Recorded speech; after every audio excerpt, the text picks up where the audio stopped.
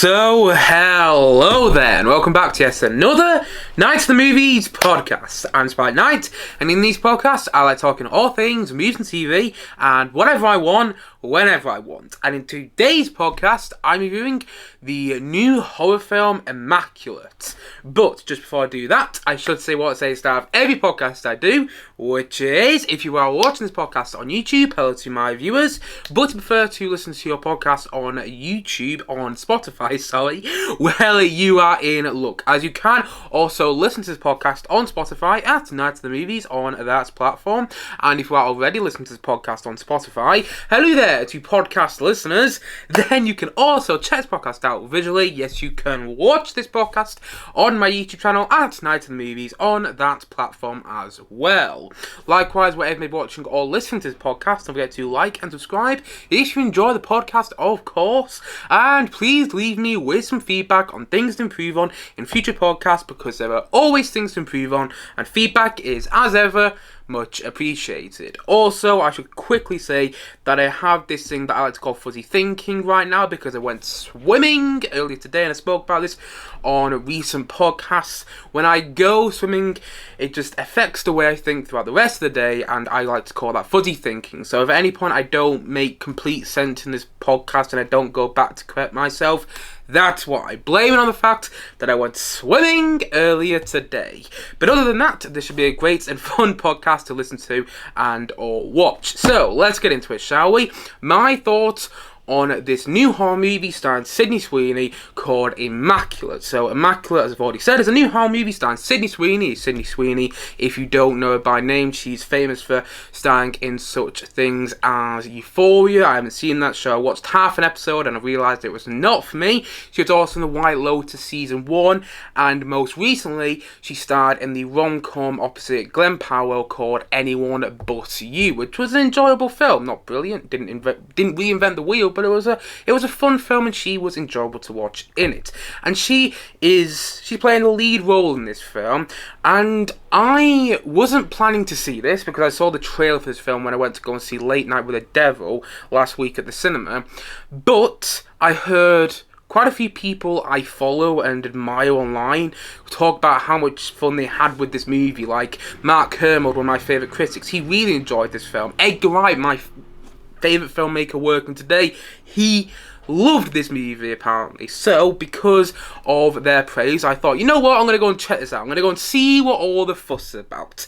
And the Google plot synopsis for the film goes as follows. An American nun, played by Sydney Sweeney in the film, embarks on a new journey when she joins a remote convent in the Italian countryside. However, her warm welcome quickly turns into a living nightmare when she discovers her new home harbours a sinister secret and unspeakable horrors.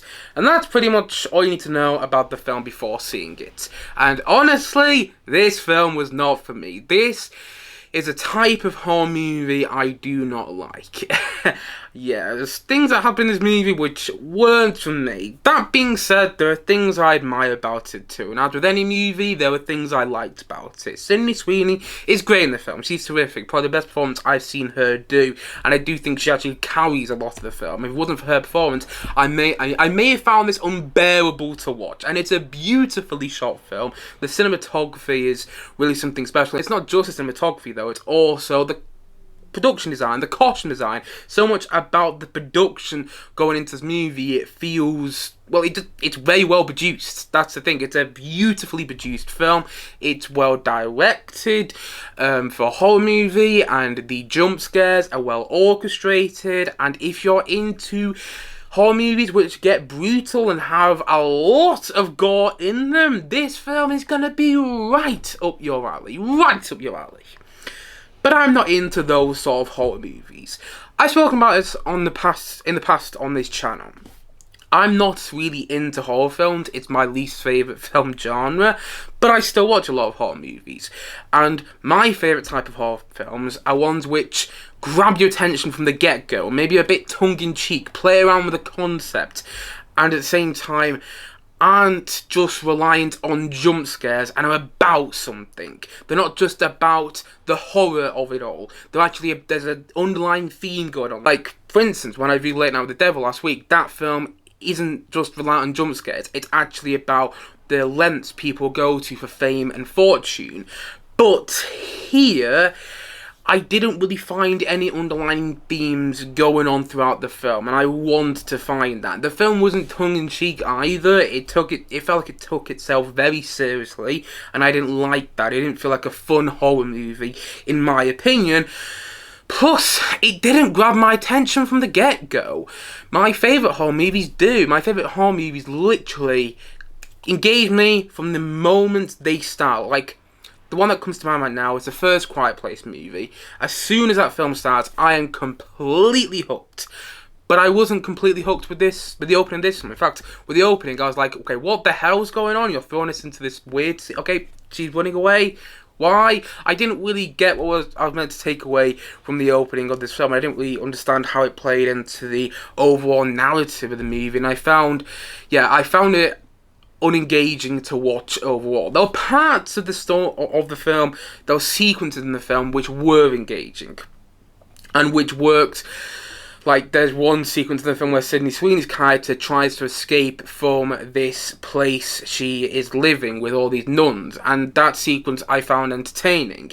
But the film as a whole didn't grab me, and it didn't get under my skin. The best horror movies make you feel creeped out. They get under your skin, and by the time the horror movie's finished, you feel like you should be wanting to leave the cinema if you watch the horror movie in the cinema, or if you've watched the horror movie on TV, you want to turn TV off as soon as it's finished. You want to get away from the possession, from the, I don't know if possession's the right word, but from the hold that this film has had on you.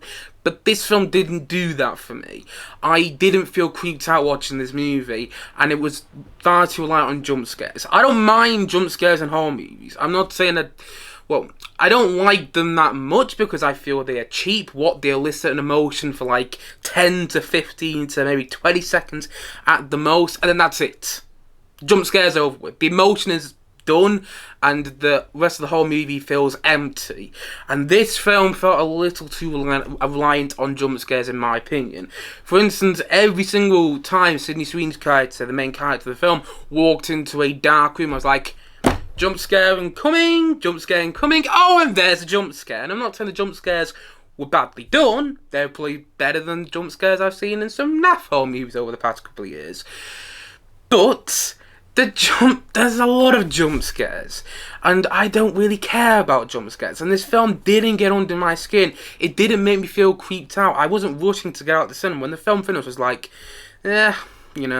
because it went over a line towards the end where I really just couldn't get into it. I couldn't connect with anything going on because it got too gory for me, and it got too bloody for me, to the point where towards the end I was thinking, okay, this isn't even just fun to watch anymore. I want to leave this cinema, and not because of the way this film is holding my attention. No, I want to leave the cinema because this is not at all entertaining to watch. This is just horrible to watch. It's one of those horror movies where I felt the same way when I watched the Texas Chainsaw Massacre, the original Texas Chainsaw Massacre, for the first time on TV. I was like, I don't want to watch it anymore. It's not fun to watch, and I did finish that film, and I'm being completely frank, I don't like that movie at all. And I kind of felt similar when I was in the cinema watching this. I was like, I can't wait to leave the cinema. And luckily the film ended a couple of minutes later, but the ending to the film, if you've seen it, you'll know what I mean. It crosses a line to the point that I was like, really? Okay, no. No. That is not the type of horror movie that I like. Plus, I didn't find any of the characters' stories that interesting. I didn't find the narrative too compelling, and I really didn't find it that entertaining to watch. I didn't get what the fuss was about, if I'm being completely honest. And this, I realised coming out of the cinema, that's the type of horror movie I don't like. I realised coming out of the cinema, after watching this film that this is a type of horror movie that's not for me. And that's okay. You know, I don't have to like every film I see at the cinema. But I did really want to like this one. I really wanted to be surprised by it. The trailer didn't work for me, but I've seen plenty of movies where the trailer didn't really work for me, and I've gone in to see it, and it's been a splendid and enjoyable or surprisingly shocking watch. But I didn't really get any of that from this film. I mean, there were shocking moments, but not in a nice way. Not that shocking moments would be nice anyway, but there's not shocking moments in a way that made me go, wow, you know, I want to keep watching this movie to see where it goes. And I have had that with horror movies in the past, but I didn't have it with this horror movie.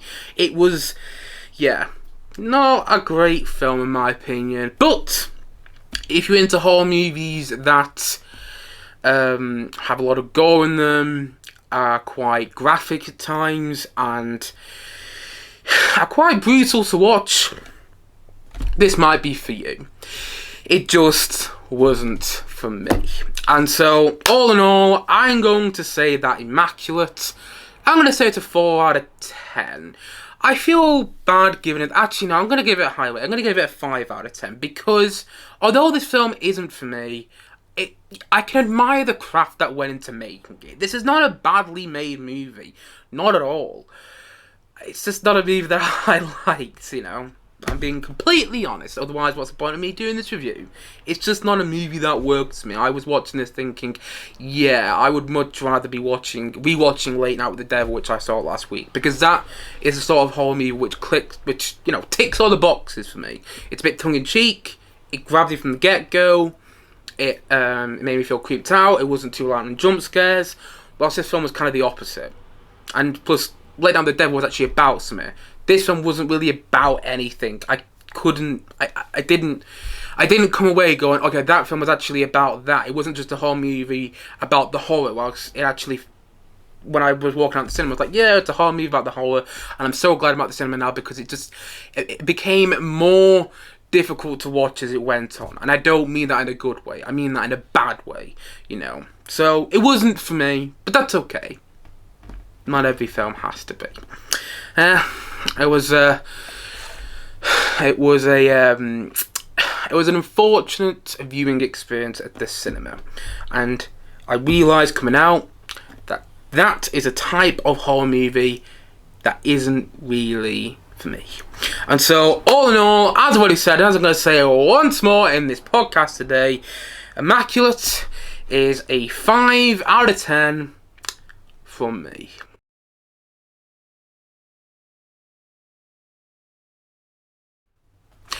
Anyway guys, what do you think of Immaculate? Maybe you think it's the best horror movie you've seen of this year so far. Maybe you think it's one of the best horror movies you've seen in the past couple of years. Or maybe you think similar to me. Whatever your thoughts are on this film, please let me know in the comment section below. And as always, thank you for watching or listening to this podcast. And if you haven't yet, please do click down below and like and subscribe on this podcast. And look forward to many more podcasts coming very, very soon on this channel. As what he said, thank you as always for watching or listening to this podcast, and I suppose that's it. So I will see you guys again soon, but bye for now. Bye.